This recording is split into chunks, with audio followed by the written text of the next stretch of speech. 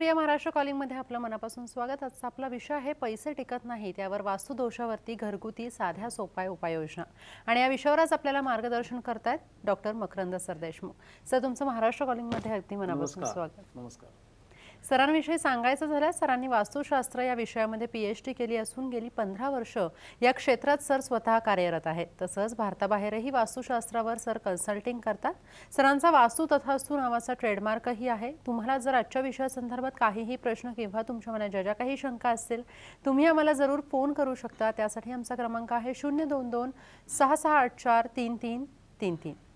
Sir, खरं तर आतापर्यंत आपण जितक्या साध्या सोप्या उपाययोजना याविषयी आपण बोललेलो आहे. अनेक भागांपासून आपण खरं तर हे बोलतोय.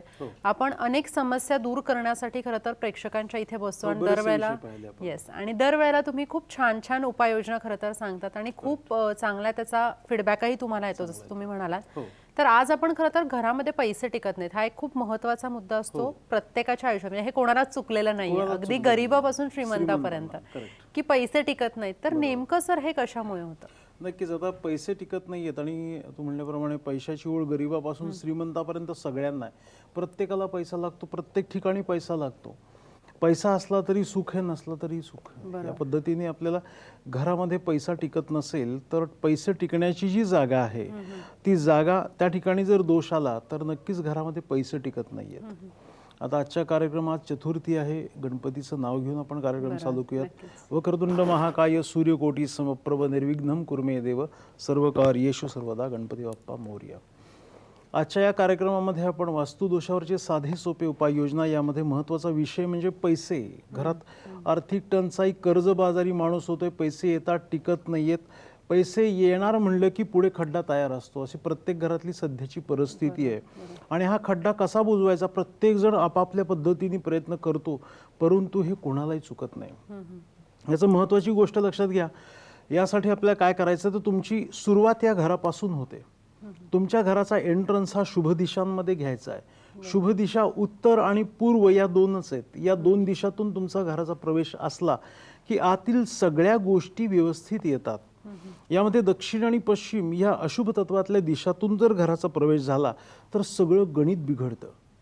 शर्टाचं वरचं बटन लावायचं चुकलं की खालची सगळी बटणं चुकतात. त्या पद्धतीने तुम्ही जेव्हा दक्षिण पश्चिमेचा एंट्रन्स घेता तेव्हा सगळं तुमच्या बेडरूम, टॉयलेट, किचन सगळं पूर्वेमध्ये जातं, नाहीतर उत्तरेमध्ये जातं. म्हणजे काय होतं की जास्त जडत्वाचा भार उत्तर आणि पूर्वेमध्ये गेल्यामुळे घरात प्रॉब्लेम सुरू होतात. लोकांना वाटतं कोणी काही करणी केली का, काय केलं, काही नाही. हे सगळे शास्त्रीय पद्धतीने वास्तुदोषांचे प्रकार आहेत. त्यामुळे मित्रांनो, कधी लक्षात ठेवा, तुमच्या घराचा एंट्रन्स उत्तर आणि पूर्व दिशेचा हवा म्हणजे सगळं जडत्व दक्षिण पश्चिमेत पडतं आणि दक्षिण पश्चिमेत पडल्यामुळे तुमच्या घरात पैसे टिकतात, आरोग्य टिकतं, घरातल्या सगळ्या व्यवस्थित लोकांच्या गोष्टी होतात. कारण पूर्वेत एंट्रन्स घेतला की पश्चिमेत बेडरूम, पश्चिमेमध्ये टॉयलेट, तिजोरीचं स्थान, मालक घराच्या नैऋत्य दिशेमध्ये झोपला पाहिजे.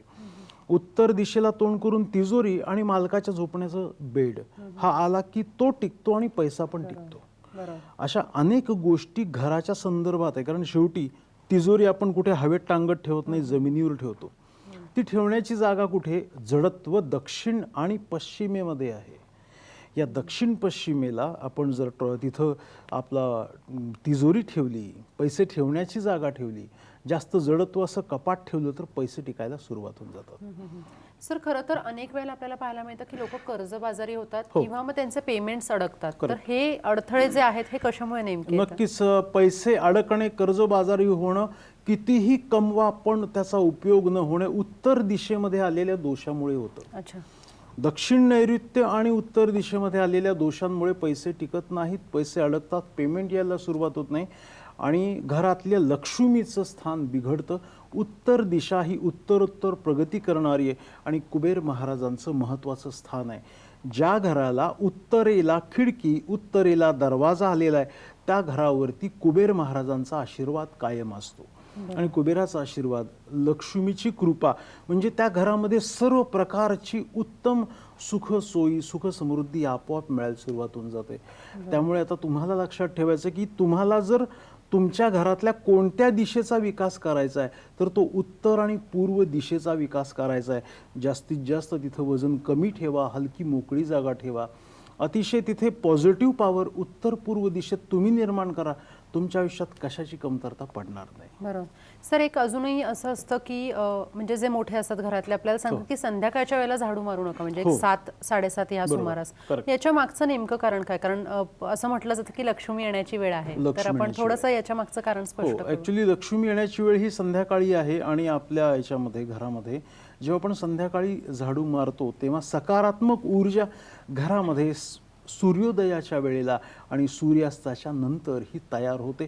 ती लक्ष्मी आगमनाची वेळ आहे. त्यामुळे आरती झाल्यानंतरनं किंवा आपल्या घरामध्ये संध्याकाळी सूर्यास्तानंतरनं लक्ष्मी मिळण्याची वेळ ही 6 ते 7:30ची वेळ आहे.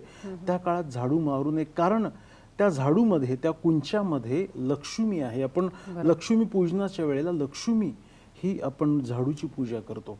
त्यामुळे ह्या महत्त्वाच्या आपल्या भारतीय परंपरेतल्या छोट्या छोट्या गोष्टींमध्ये इतकं शास्त्र लपलेलं आहे. तुम्ही जेवढं शोधण्याचा प्रयत्न कराल तेवढं तुमच्या पाठीमागे त्यातलं शास्त्र आणि सायन्स समजेल. आता पूर्वी काय होतं की फक्त ही गोष्ट करू नका, करू नका, या सगळ्या गोष्टी सांगितल्या जायच्या, पण त्याचं शास्त्र लोकांना माहीत नसल्यामुळे फॉलो केलं गेलं नाही. सर, नाव नोंदणी आणि त्याचबरोबर अपॉइंटमेंट याच्याविषयी आपण थोडी प्रेक्षकांना माहिती देऊ. नक्कीच महत्त्वाचा प्रश्न. वास्तू स्पेशालिस्ट डॉक्टर मकरंद सरदेशमुख, आपण वास्तू व्हिजिटसाठी मी स्वतः तुमच्या घरी येणार आहे. पत्रिकेसाठी देखील तुम्ही माझ्या ऑफिसला फोन करून नाव नोंदवू शकता. ऑफिसला आत्ता थोड्या वेळानंतर नंबर डिस्प्ले होतील. ऑफिसचा नंबर 9822773336. माझं ऑफिस सदाशिव पेठेमध्ये SP कॉलेजच्या जवळ लोकमान्य नगर इथे आहे. पत्रिका बघायची असेल तर तुम्हाला ऑफिसला यावं लागेल. वास्तू व्हिजिट असेल तर भारतात जगात कुठेही असेल तर मी स्वतः वास्तू कन्सल्टिंगला येतो.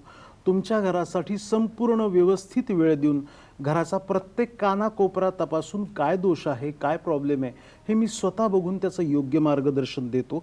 त्याचा रिपोर्ट दिला जातो, नंतर फॉलोअप दिला जातो. कायमस्वरूपी पुढे माझी सर्व्हिस तुम्हाला व्यवस्थित मिळते. तर तुम्ही माझ्या ऑफिसला फोन करून नाव नोंदवू शकता पत्रिकेसाठी आणि वास्तू कन्सल्टिंगसाठी. रेसिडेन्शियल प्लॉट, इंडस्ट्रियल, कमर्शियल या सर्व बाबतीमध्ये आपण टोटल मार्गदर्शन देतो. छोटासा बंगला बांधायचा असू दे किंवा मोठं हॉस्पिटल, कमर्शियल कॉम्प्लेक्स बांधायचं असू दे, आपण स्वतः साईट व्हिजिट करून त्याचा व्यवस्थित प्लॅन तुम्हाला काढून दिला जातो, ज्याद्वारे ही वास्तू व्यवस्थित पॉझिटिव्ह होते. अगदी जमिनीमध्ये बोरिंग कुठं घ्यायचं आहे इथपासून ते कन्स्ट्रक्शन कशा पद्धतीने व्हायला पाहिजे, हे सगळे रूल्स आपण perfectly as a science base सगळे सांगतो क्लायंटला. आणि सर, वास्तूच्या हिशोबाने जर आपण पाहायला गेलं तर अगदी पहिली वीट कोणत्या दिशेला ठेवायची याच्यापासून सुरुवात होते. खूप महत्त्वाची गोष्ट इथे, महत्त्वाची गोष्ट काय की शुभ मुहूर्तावर प्रत्येक गोष्ट करायची असते. तो अतिशय योग्य प्रश्न विचारलास, कारण घर बांधताना पहिली कुदळ कुठे मारायची ही पहिल्यांदा मोठी चूक होते. घराच्या आग्नेय दिशेला भूमिपूजनाला पहिली कुदळ मारायची. आपण जेव्हा एखाद्या प्लॉटचं एक्स्कवेशन करायला चालू करतो, खुदाई चालू करतो, तेव्हा पहिल्यांदा JCBचा पहिला घात हा आग्नेय दिशेत करायचा आहे.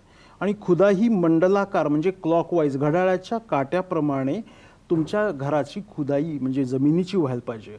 आग्नेय, दक्षिण, नैऋत्य, पश्चिम, वायव्य, उत्तर, ईशान्य, नंतर मध्यपूर्व आणि शेवट ब्रह्मस्थळ, अशा तुम्ही मंडलाकार पद्धतीने घराची खुदाई करायची प्लॉटची. नाही तर काय होतं, अनेक वेळेला ईशान्येला भूमिपूजन केल्यामुळे ईशान्य या देवतत्वावरती पहिली कुदळ मारली जाते. त्यामुळे काय होतं की पूर्ण ऊर्जा चक्र बिघडतं. आणि देवस्थान हे पहिल्यांदा अबाधित ठेवून यक्षस्थान आहे दक्षिण, आग्नेय, नैऋत्य हे उकरत शेवट ईशान्येचा खड्डा तयार करायचा. असं पूर्ण भवन निर्मिती शास्त्र आपल्या वास्तुशास्त्रातला एक वेगळा विषय आहे. आणि या भवन निर्मिती शास्त्रानुसार तुमच्या प्रत्येक बंगल्याचं, इंडस्ट्रीचं संपूर्ण भारतीय वास्तुशास्त्र पद्धतीने मी तुम्हाला सुयोग्य डिझाईन करून देणार आहे.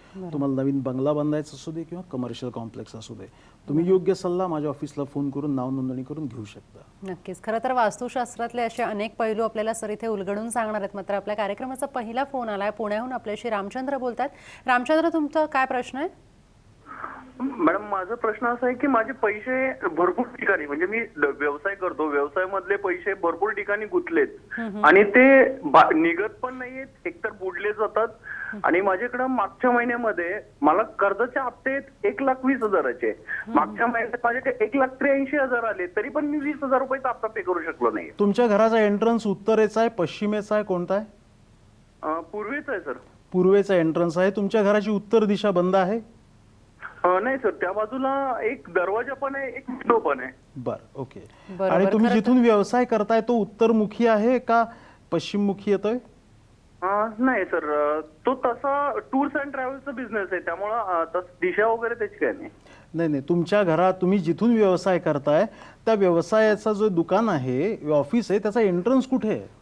सर मी ऑफिस वगैरे नाही, घरामधनं. अच्छा, घरामधूनच तुम्ही करताय. तुम्ही एक गोष्ट लक्षात ठेवा, तुमची जर रिकव्हरी होत नसेल तर रिकव्हरीची लिस्ट जी आहे, ज्याला डेटर लिस्ट म्हणतात, ती तुमच्या घराच्या वायव्य दिशेमध्ये ठेवा आणि दररोज त्या लिस्टला हिलिंग करा. लवकरात लवकर माझे पैसे येत आहेत, माझी रिकव्हरी होत आहे, असं तुम्ही कमीत कमी 108 वेळेला त्याच्यावरती हात ठेवून म्हणा. रिकव्हरी व्हायला सुरुवात होऊन जाईल. आणि एकंदरीत तुमच्या या चर्चेवरून मला असं लक्षात येतं की तुम्हाला पैशाच्या बाबतीमध्ये फसवणुकीचे प्रकार होऊ शकतात. त्यामुळे तुम्ही आता आजपासून काळजी काय घ्यायची, उसने पैसे कोणाला द्यायचे नाहीच. पहिल्यांदा पैसे आणि नंतर काम. ॲडव्हान्स घेऊन काम करा. पैशाच्या बाबतीत कोणावरही विश्वास ठेवू नकात. तुम्ही पहिल्यांदा पैशाच्या टर्म्स अँड कंडिशन क्लिअर करून घेऊन मग तुम्ही काम करा. कारण बहुतांशी ही आत्ताची गोष्ट नाही, अनेक वर्ष तुम्ही वादविवाद नको म्हणून पैसे सोडून दिलेले आहेत. तसं न करता पहिल्यांदा पैसे आणि नंतर काम, हा जर तुम्ही योग्य गोष्ट केली तर नक्की होईल. आणि तुमचं घर आणि तुमचं दुकान, किंवा तुम्ही आता घरातून व्यवसाय करताय तर घरातून व्यवसाय करणं बंद करा. कारण घरातला व्यवसाय हा घरगुती व्यवसाय राहतो. तुम्ही सेपरेट दुकान घ्या, त्याला व्यवसायाचं स्वरूप येणार नाही. दुकानातून ऑफिसमधून केलेला व्यवसाय हा तुम्हाला सुखसमृद्धी देणार आहे. घरातून व्यवसाय केला तर तुम्ही नामवंत आणि उत्तम व्यावसायिक म्हणून कधी काम करणार नाही, हे लक्षात घ्या. त्यामुळे तुम्हाला योग्य मार्गदर्शनासाठी तुम्ही सल्ला घेऊ शकता. आणि आता नियम लक्षात घ्या की पैसे प्रथम आणि नंतर काम. बरोबर. म्हणजे आता जसं आपल्याला सरांनी सांगितलं की प्रोफेशनलिझम खूप गरजेचं आहे, की घरून व्यवसाय करू नका आणि त्याबरोबरच पहिले पैसा आणि त्याच्यानंतर काम. आपल्याला या विषयावर अधिक चर्चा करायची, मात्र इथे आपण घेतो एक छोटासा ब्रेक. तुम्ही कुठे जाऊ नका, पाहत राहा महाराष्ट्र कॉलिंग.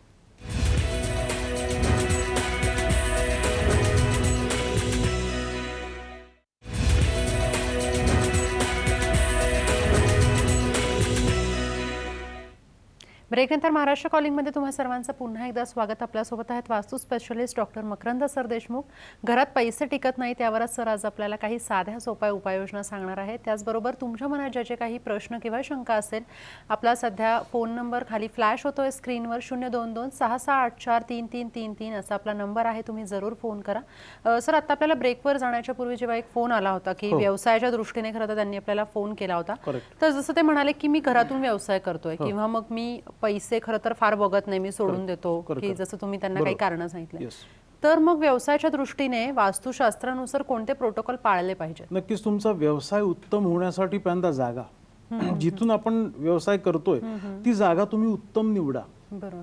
तुम्हाला उत्तम व्यावसायिक व्हायचं असेल तर पूर्वेला आणि उत्तरेला तोंड असलेलाच गाळा, म्हणजे दुकानाची जागा विकत घ्या, ऑफिसची जागा विकत घ्या. पश्चिमेला चालतं, दक्षिणेला चालतं, चालतं नको, आपल्याला पळवायचंय.